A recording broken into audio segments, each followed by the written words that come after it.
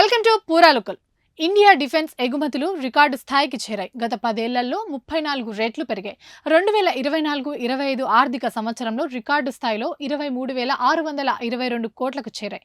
దేశ డిఫెన్స్ ఎగుమతులు 2013-14లో 686 కోట్లు నమోదయ్యాయి.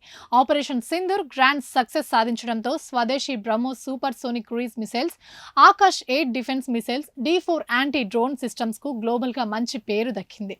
చాలా దేశాలు వీటిని కొనడానికి ఆసక్తి చూపిస్తున్నాయి. ముఖ్యంగా బ్రహ్మోస్, ఆకాష్ 8 డిఫెన్స్ మిసైల్స్ కోసం ఇప్పటికే ఇండియాతో జోరుగా చర్చలు జరుపుతున్నాయి. బ్రెజిల్, ఫిలిప్పీన్స్, మలేషియా వంటి దేశాలు ఇండియా నుంచి డిఫెన్స్ ప్రొడక్ట్లను కొనుగోలు చేయడానికి ముందుకొస్తున్నాయి. దీంతో 2029 నాటికి ఇండియా డిఫెన్స్ ఎగుమతులు 50,000 కోట్లకు చేరుకుంటాయని అంచనా. దాదాపు 80 దేశాలకు డిఫెన్స్ ప్రొడక్ట్లను ఎగుమతి చేస్తుంది ఇండియా. 2029 నాటికి 50,000 కోట్ల టార్గెట్ ను చేరుకునే అవకాశాలు స్పష్టంగా కనిపిస్తున్నాయి. గ్లోబల్ గా డిఫెన్స్ ఎగుమతుల్లో మన స్థానాన్ని బలోపేతం చేసుకుంటామని మినిస్ట్రీ ఆఫ్ డిఫెన్స్ ఎక్స్ లో పేర్కొంది. భారత రక్షణ ఎగుమతులు ఆల్ టైమ్ హై లెవెల్ అయిన 23,622 కోట్లకు చేరాయి. ఇది 2023-24లో 21,083 కోట్లుగా ఉంది. అంటే 12% గ్రోత్ నమోదైంది. కేంద్రం తీసుకొచ్చిన ఆత్మ నిర్భర్ భారత్ ఇనిషియేటివ్ కింద డిఫెన్స్ ఎగుమతులు రికార్డ్ లెవెల్ కు చేరాయని రక్షణ మంత్రి రాజ్నాథ్ సింగ్ పేర్కొన్నారు.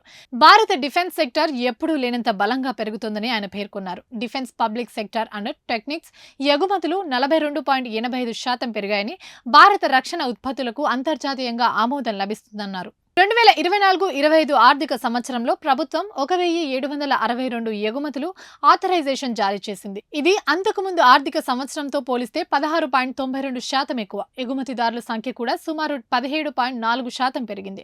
ఆయుధాలు, మందుగుండు సామాగ్రి, కాంపోనెంట్స్, సబ్ సిస్టమ్స్ తో సహా దాదాపు 80 దేశాలకు భారత్ ఎగుమతి చేసింది.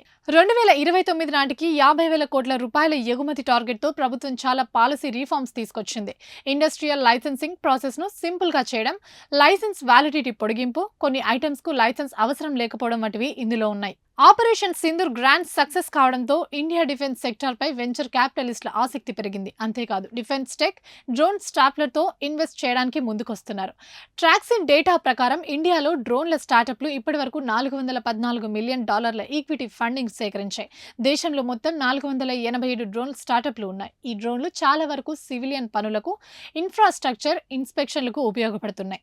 ఐడియా పోర్ట్స్ లాంటి స్టార్టప్ సివిల్ డిఫెన్స్ 2 రకాల పనులకు ఉపయోగపడే డ్రోన్లను తయారు చేస్తున్నాయి.